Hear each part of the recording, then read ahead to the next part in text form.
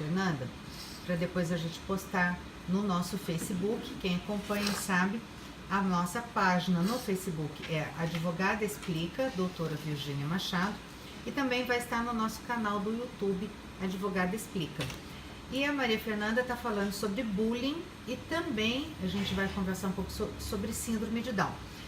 O bullying, Maria Fernanda, ocorre só com crianças ou com adultos também? Então, o bullying não é um privilégio das crianças ou dos adolescentes ou do universo escolar. Porque, na realidade, o bullying ele se configura por uma série de agressões, que aqui eu quero deixar claro que essas agressões não necessariamente precisam ser apenas físicas. A gente está falando... As verbais, às vezes, são piores, né?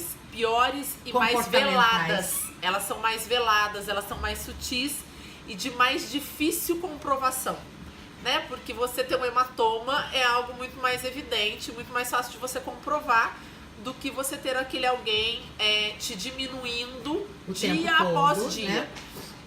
Né? Então o bullying ele se configura exatamente por isso, né? Por agressões repetitivas e sem porquê.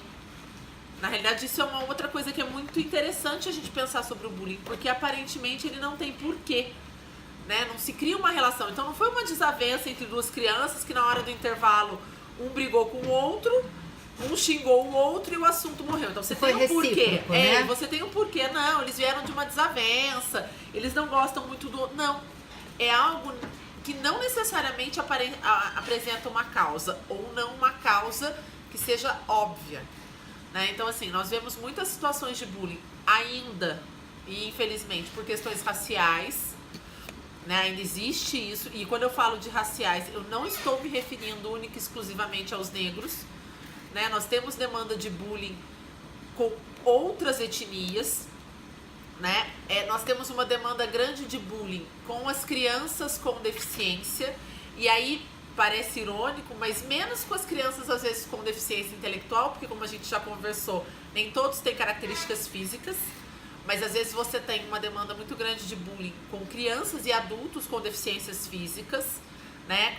Sensoriais ou motoras. É muito cruel, não? É muito cruel você pisar em cima daquilo que já está machucado. Sim. Não é? Mas na realidade, as histórias de bullying... É muito covarde elas isso, demonstram o quê? Uma necessidade de empoderamento de quem comete o bullying, né? Então, na realidade, ele se sente superior àquele ser para com quem ele comete bullying. Mas ao contrário, se ele se sentisse tão bem, tão superior, ele não precisava diminuir e menosprezar o outro. Sim, por isso que requer um olhar, inclusive para quem comete o bullying. Eu acho que na realidade... Ele também é um doente. Sim, ele é também alguém que precisa de um olhar de cuidado, principalmente no que se refere a uma criança. Porque a criança é um ser em formação. Então, se ele está cometendo bullying, exige-se aí uma verificação e um estudo, às vezes um acompanhamento psicológico e psiquiátrico para entender o porquê dessa criança reproduzir esses comportamentos. Pode ser que a causa esteja em casa. Então, esse agressor, ele pode estar sendo vítima de agressão. Sim. Não é isso? De repente, estar reproduzindo algo que ele também já sofreu. Então, é aquela criança que ele está sofrendo, sim, né? É aquela criança que muitas vezes em casa escuta de pai e de mãe o tempo inteiro. Você é burro, você é incapaz, você não vale nada. Quando ele chega na escola e encontra alguém que ele entenda mais fraco, ele só reproduz. Ele só reproduz, exatamente. Eu acho que esse cuidado tem que existir. Sim. Porque não é só a vítima de bullying que sofre. Eu acho que o agressor, quem pratica o bullying, também sofre. De outra forma, lógico. Sim. Né? Ele também requer cuidados, né? Requer cuidado, sim, com certeza. gente não pode dizer que é uma pessoa cruel.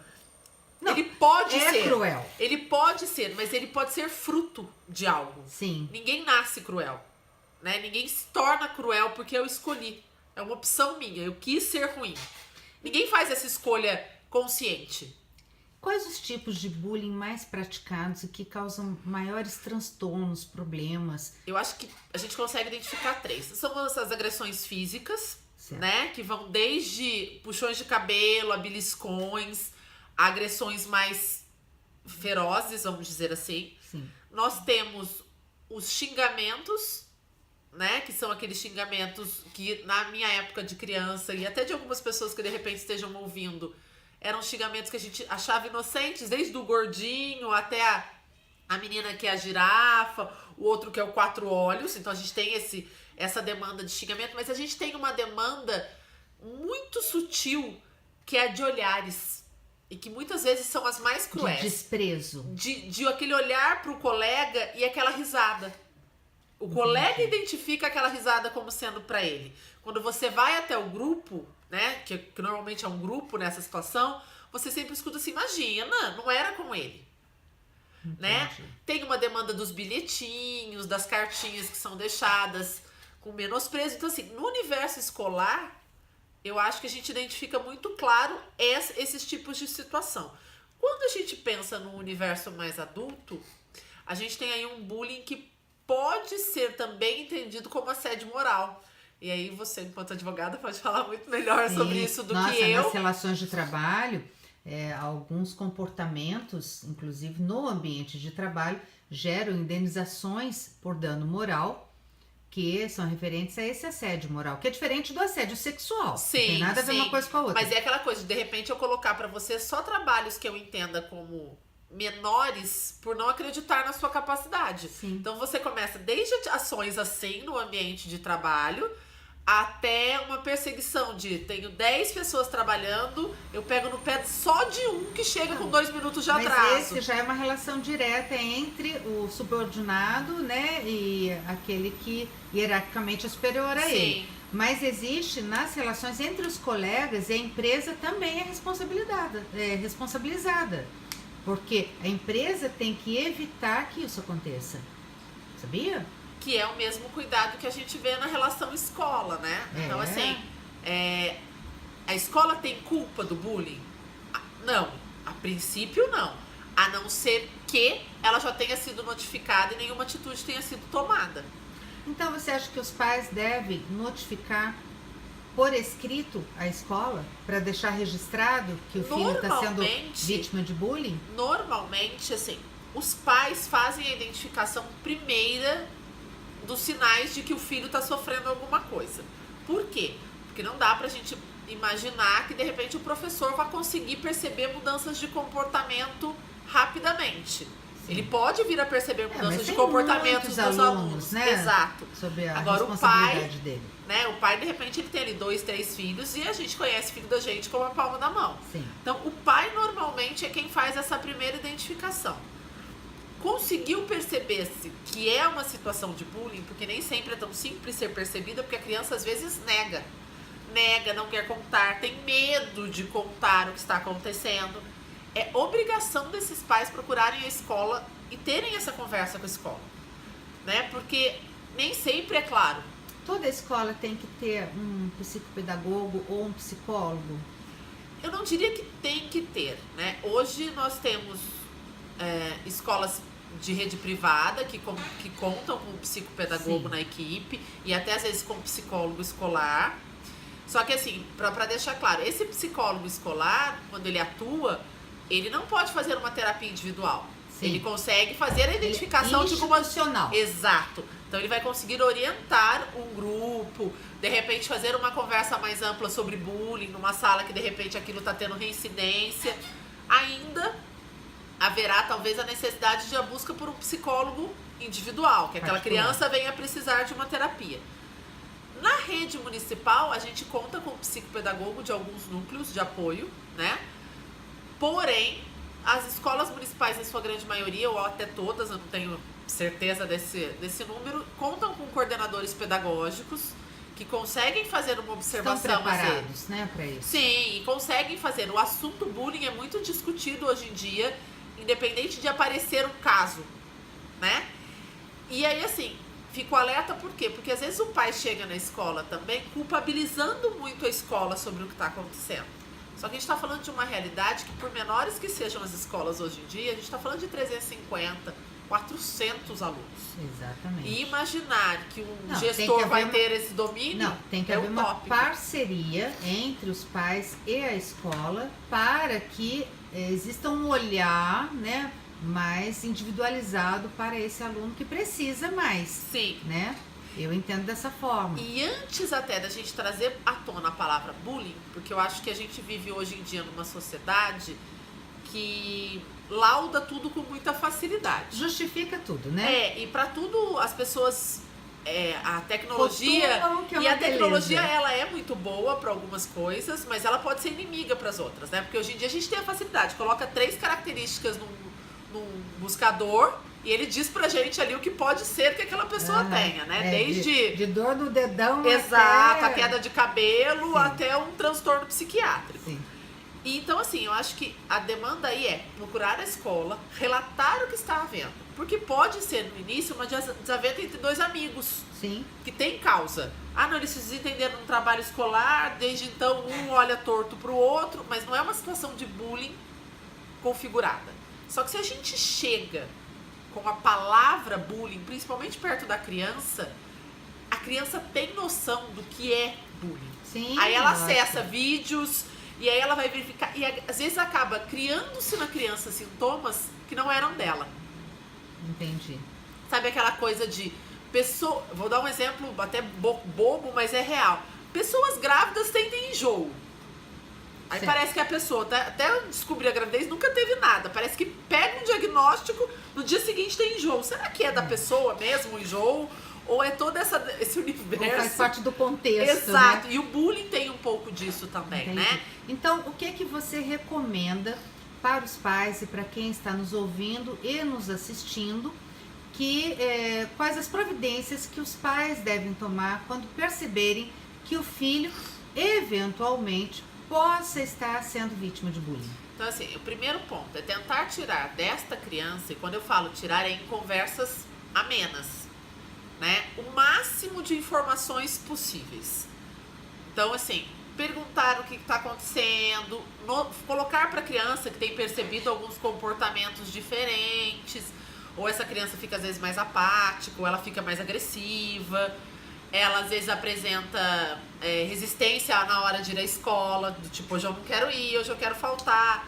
Então, o pai igual a história dos consegue. meus cachorros, se eles não gostassem do pet shop, Exato, eles não iriam. Eles iriam ficar bravos, não Sim. se recusariam a entrar no carro para ir tomar banho, esse tipo de Exato. coisa.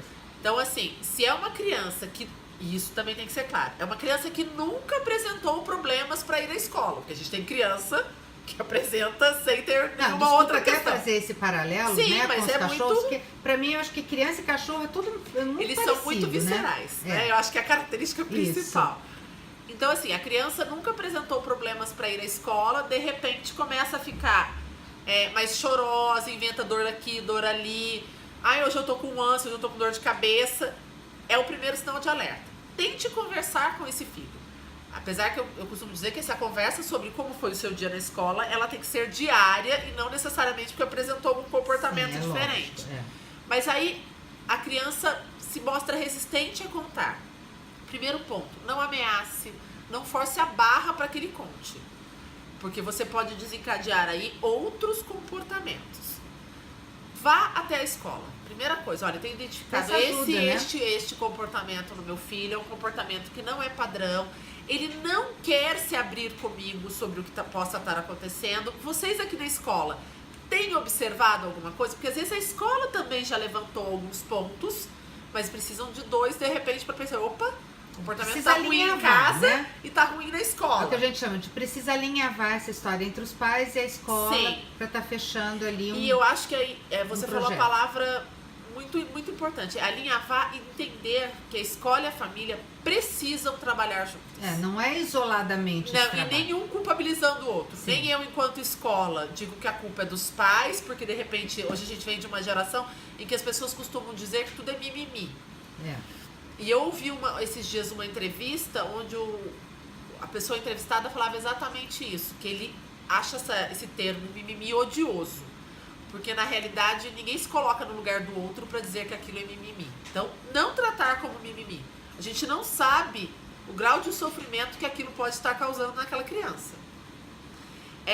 Segundo ponto, foi-se até a escola. Tentar identificar quem é eu vou usar o termo agressor, mas o culpado, entre aspas, desse bullying. Porque isso também é necessário, porque muitas das vezes são crianças muito próximas umas das outras, né? E em casos mais drásticos, a gente orienta, de repente, a troca de escola. Mas essa troca de escola, Virgínia, é só do tipo, esgotamos todas as possibilidades. Todos os recursos. Por quê? Porque senão a gente mostra para essa criança que eu resolvo problemas fugindo dele. Entendi. E não enfrentando-os. Entendi. Isso também não é uma aprendizagem interessante. Entendi.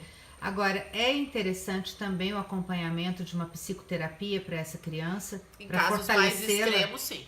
Para fortalecer. Olha, eu brinco que todo mundo, quando nasce, devia ganhar um advogado e um psicólogo de presente. Nossa, eu também concordo com né? a parte, Você não acha? principalmente do psicólogo, não nada, né, contra a lei, mas assim, o psicólogo, eu acho que ele ajuda a gente a se eu acho que tinha que enquanto ter ser na humano. escola. Eu acho que tinha que ter ali As pessoas acompanhando. precisavam se conhecer melhor, né? Sim.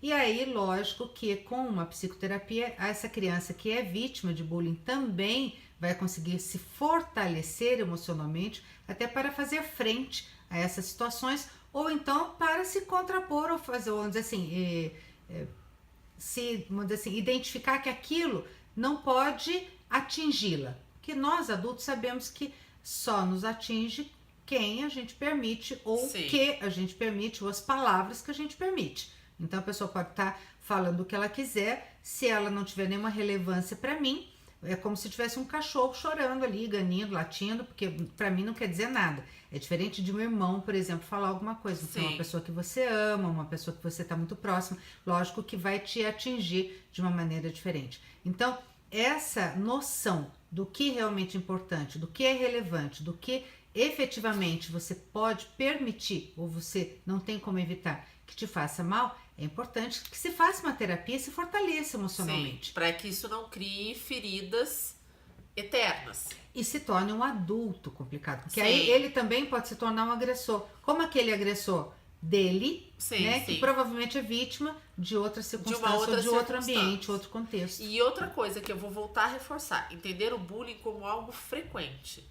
Né? Então não é uma situação de hoje meu filho chegou em casa chorando porque o colega chamou ele de bobo. Situação pontual, né? Não é uma coisa...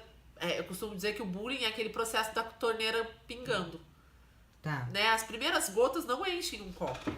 Mas se você continuar permitindo que fique ali gotejando, uma hora isso transborda. Sim. E o ideal é que percebamos antes do transbordamento. É porque depois as consequências podem ser muito e mais assim, nefastas. em casos mais graves, crianças que cometem suicídio. Sim, a gente tem essas situações mais graves do bullying. Maria Fernanda, muito obrigada por essa aula de bullying. A gente vai para um pequeno intervalo e já retornamos.